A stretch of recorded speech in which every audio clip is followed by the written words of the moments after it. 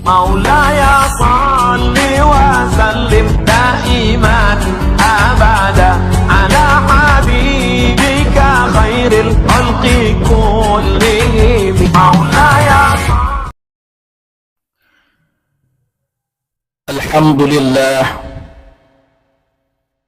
الحمد لله الذي أنعمنا بنعمة الإيمان والإسلام ونصلي ونسلم على خير الأنام سيدنا محمد وعلى آله وصحبه أجمعين.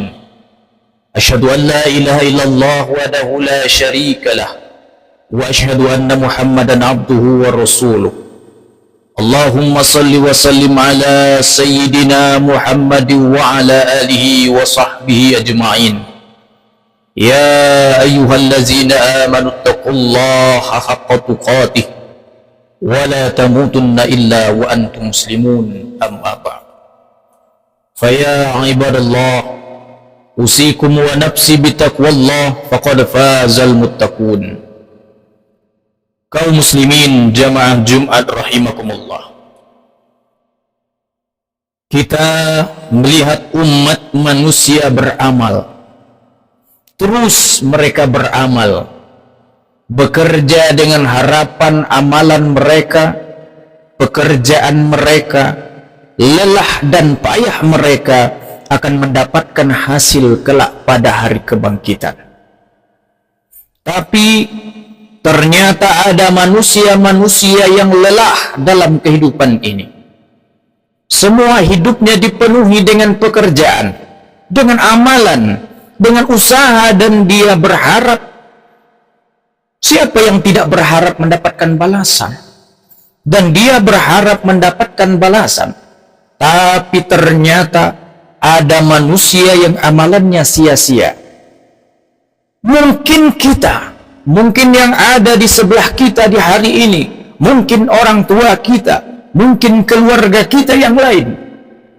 Allah subhanahu wa ta'ala menceritakan di akhir surah Al-Kahfi.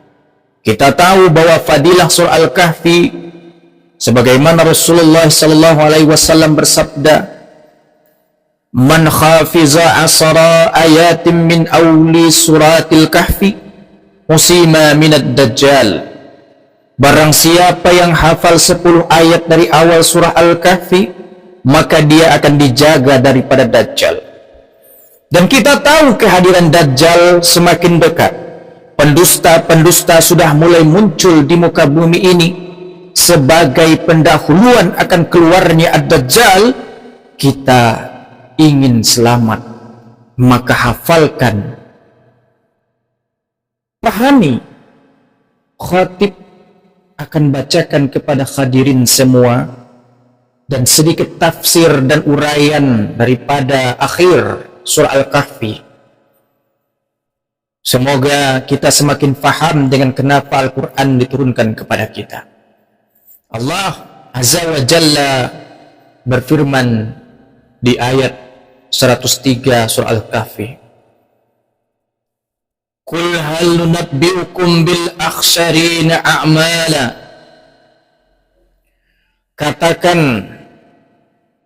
Katakan kepada umat manusia, maukah kalian aku informasikan kepada kalian orang-orang yang paling merugi dengan amalannya?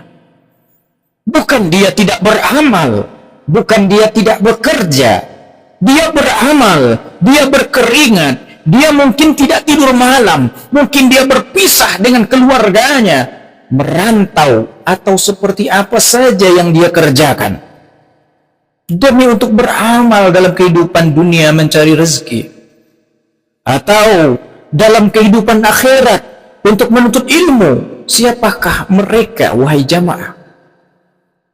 Aksyarina amalan, orang-orang yang paling merugi dengan amalan mereka.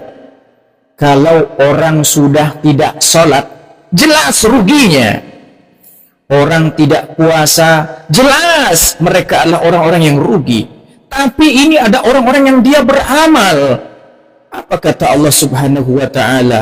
Allah subhanahu wa ta'ala berfirman, allazina dhalla sa'yuhum fil hayatid dunya wa hum yahsabuna annahum yuhsinuna sun'a, yaitu orang-orang yang sia-sia perbuatannya dalam kehidupan dunia, sedangkan mereka mengira telah berbuat sebaik-baiknya.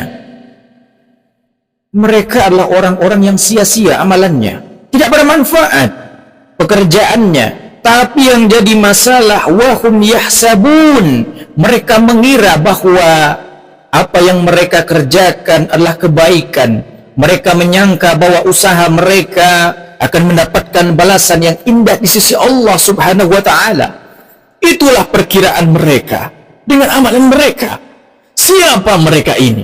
Allah Subhanahu wa ta'ala jelaskan lagi, ulaika allazina kafaru bi ayati rabbihim wa liqa'ihi fahabitat a'maluhum fala nuqimu lahum yawmal qiyamati wazna. Mereka itu adalah orang-orang yang mengingkari ayat-ayat Tuhan. Mereka yang tidak percaya terhadap pertemuan dengan Allah, maka sia-sia amal mereka, dan kami tidak memberikan penimbangan terhadap amal mereka pada hari kiamat, kata Allah. Mereka lah manusia yang kufur terhadap ayat-ayat Allah, menolak ayat-ayat Allah. Dibacakan kepada mereka ini ayat-ayat, disampaikan kepada mereka, mereka tolak.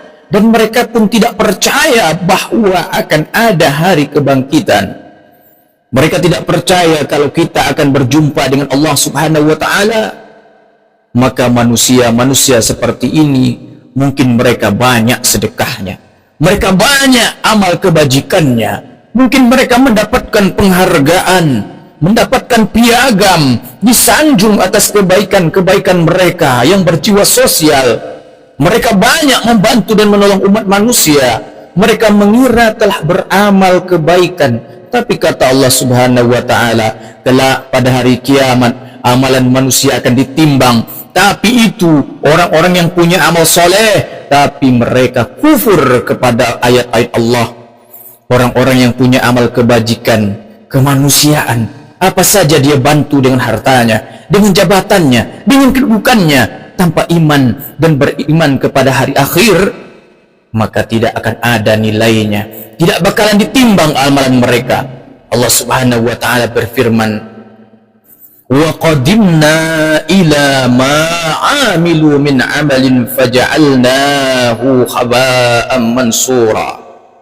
Dan kami akan perlihatkan ke segala amal yang mereka kerjakan, lalu kami jadikan amal itu bagaikan haba'an mansura, debu yang berterbangan. Diperlihatkan amal mereka, saleh mereka, tapi gara-gara kufur, gara-gara mereka tidak ikhlas lillahi ta'ala, Allah jadikanlah habba'an mansura, amal mereka seperti debu yang berterbangan, tidak bisa ditimbang dalam timbangan hari kiamat. Allah tidak minta banyak dari kita jamaah. Allah memberikan segalanya kepada kita. Allah turunkan air hujan, Allah tumbuhkan tanaman, Allah berikan fasilitas di tubuh kita. Apa yang diminta oleh Allah? Allah meminta kita mentauhidkan Allah, beriman kepada Allah, beriman dengan hari akhir. Jangan sampai ayat-ayat Allah engkau tolak, engkau campakkan. Allah katakan balasan buat mereka neraka jahanam. Kalau engkau memiliki dunia dan isinya, dan engkau ingin menembus dirimu dari api neraka, tidak, itu semua mustahil dan sia-sia. Jangan hari ini kita mengira sedang beramal, tetapi tidak diterima di sisi Allah, karena ayat Al-Quran kita tidak percaya, dan akhirnya dilempar ke dalam neraka jahanam. Maukah kita masuk neraka jahanam? Bukankah Allah Subhanahu wa ta'ala telah mengingatkan kita tentang neraka jahanam? Walillazina kafaru birabbihim azabu jahannam wa bi'sal masyir. Dan orang-orang yang ingkar kepada Tuhannya akan mendapatkan azab jahannam, wa bi'sal masyir, dan itulah tempat yang seburuk-buruk tempat kembali. Barakallahu li wa lakum fil Qur'anil azim, wa nafa'ni wa iyyakum bima fihi minal ayati wa zikril hakim, wa taqabbala minni wa minkum tilawatahu innahu huwas sami'ul alim.